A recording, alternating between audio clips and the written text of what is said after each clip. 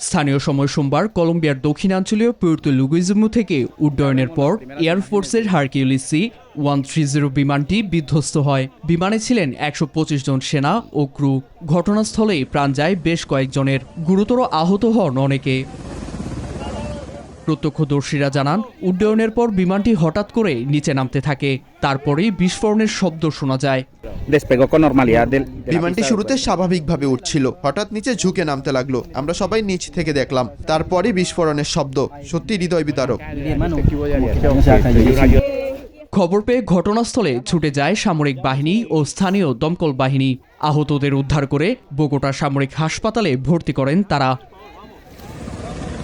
কলম্বিয়ার প্রতিরক্ষা মন্ত্রী পেদ্রো সানচেজ জানান, বিমানটি সম্পূর্ণভাবে উড্ডয়নযোগ্য ছিল, ক্রুরাও যথেষ্ট প্রশিক্ষিত ছিলেন। দুর্ঘটনার কারণ জানতে তদন্ত পরিচালনার আশ্বাস দেন তিনি। এ ঘটনায় এক্স পোস্টে শোক জানিয়েছেন দেশটির প্রেসিডেন্ট গুস্তোভা পেত্রো। তবে যুক্তরাষ্ট্রের তৈরি বিমানটির সক্ষমতা নিয়ে প্রশ্ন উঠেছে।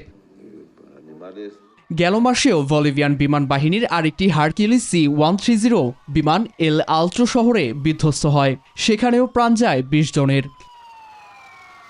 নীরব দাস, নিউজ 24।